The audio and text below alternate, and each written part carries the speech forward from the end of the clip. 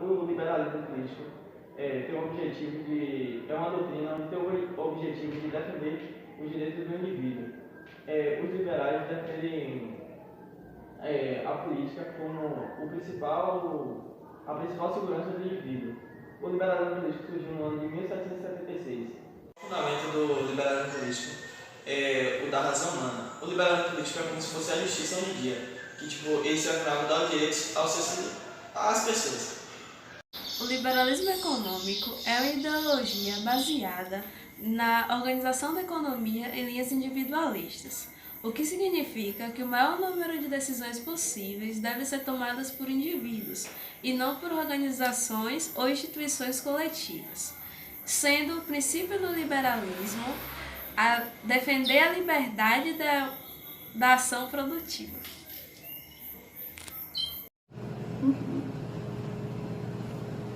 Vou falar agora sobre o segundo pensador, Charles de Montesquieu. Ele foi um importante filósofo, político e escritor francês. Nasceu em 18 de janeiro de 1689 e na cidade de Bordeaux, na França. Para Montesquieu, para ele existia dois tipos de leis: as leis naturais e as leis instituídas. O que seriam as leis naturais? As leis naturais foram feitas por Deus, que reage à natureza, são perfeitas e as indiscutíveis. As leis instituídas pelo homem, que são chamadas também de leis positivas, que seriam apenas a modalidade da lei, ao contrário das leis naturais, que as leis positivas são feitas por homens que são imperfeitos, sujeitos à ignorância ao erro. Dessa forma, assim como as leis de Deus, que as leis dos homens deveriam buscar e expressar as necessidades dos povos, relacionando-se às formas de governo. Montesquieu também ele tinha a separação e a distinção entre os poderes: executivo, legislativo e judiciário. O poder executivo seria regido pelo rei, com poder de voto sobre as decisões do legislativo, que era formado pelo parlamento ou o legislativo. O poder legislativo é sempre convocado pelo executivo, que seria formado por duas esferas: uma de pessoas da própria sociedade, que é o corpo de comuns, que era composta por pessoas do povo, que representavam as mais diferentes classes sociais, e outras formas por nobres, que eram intelectuais e pessoas influentes, que tinham herança hereditárias de influenciava que era o poder, ou seja, o corpo dos nobres. O poder do voto, que era sobre as decisões e proposta do corpo dos comuns, que eram assembleias independentes, propostas de leis e estatutos que iriam reagir à monarquia e o Estado de passar pela aprovação do rei. Já o poder judiciário que eles não deveriam ser único, pois considerava que os nobres deveriam ser julgados por outros nobres. O que, segundo alguns teóricos, indica que Montesquieu ele não defendia a igualdade de todos perante a lei.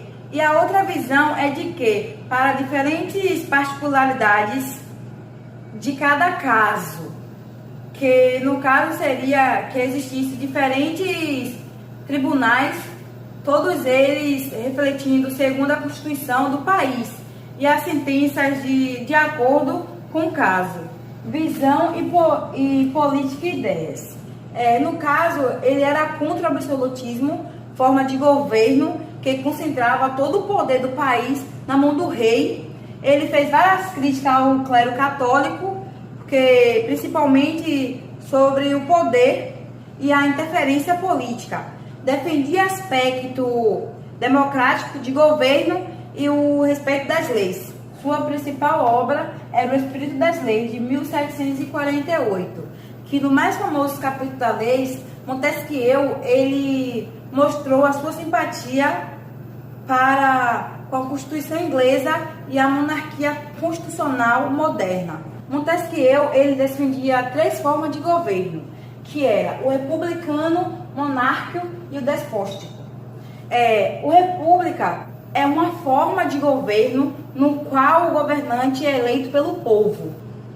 O monárquico é a monarquia, que é o nome dado ao regime político comandado por um monarca, seja rei, imperador e príncipe, entre outros, que exerce de modo hereditário e sem qualquer consulta ao povo. Já o despótico é a mesma coisa do despotismo, que é o governo concentrado apenas em um governante. John Locke, ele foi um filósofo inglês e ele também falava sobre as qualidades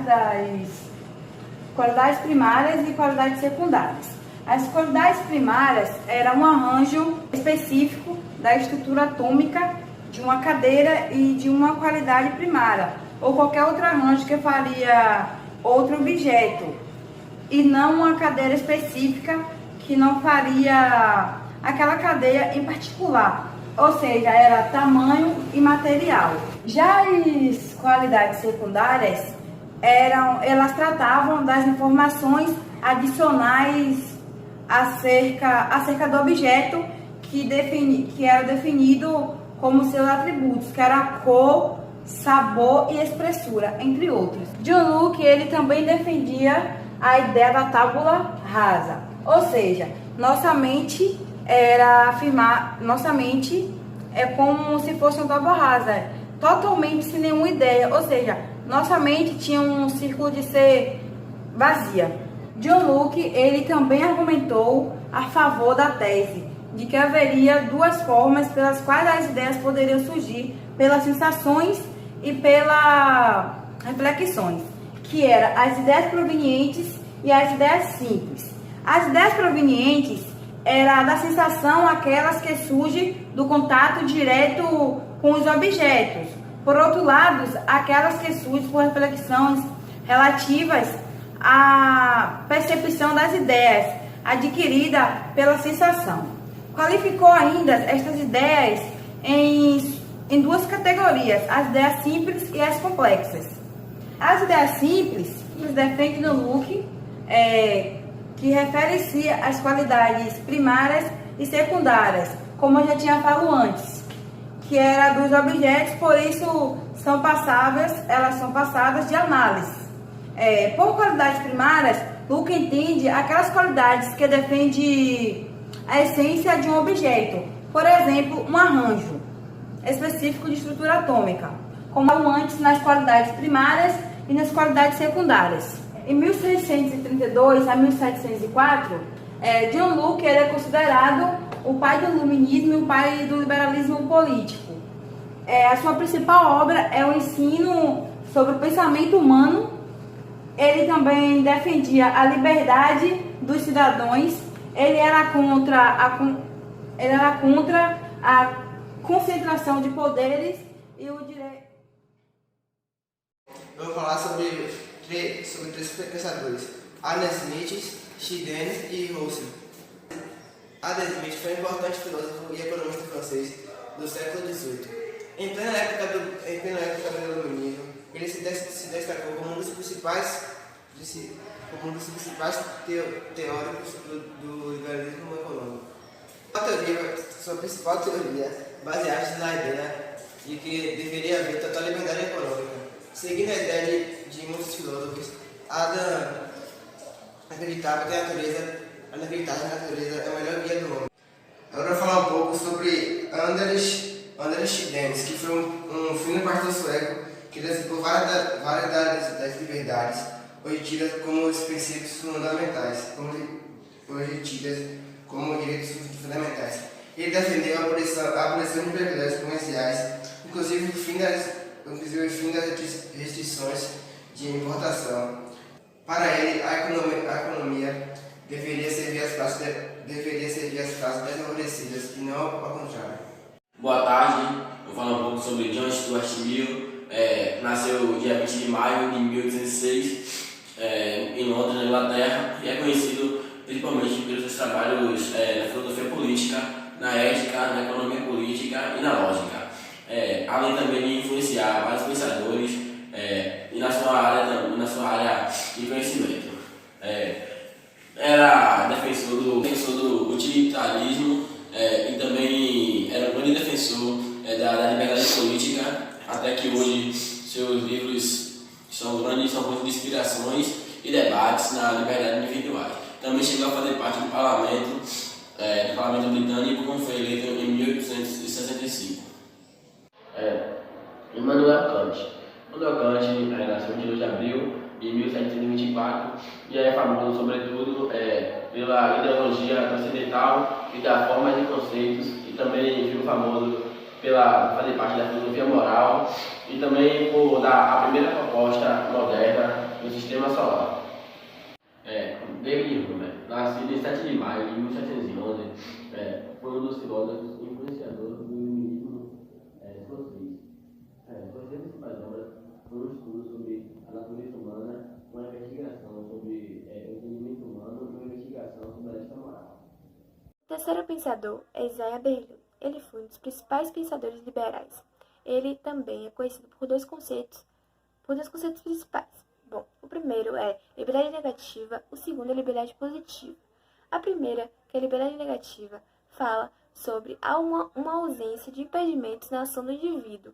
Já a segunda, que é a liberdade positiva, fala de uma presença de condições que fazem o indivíduo agir de tal modo que possa alcançar seus objetivos. Berlin é o terceiro.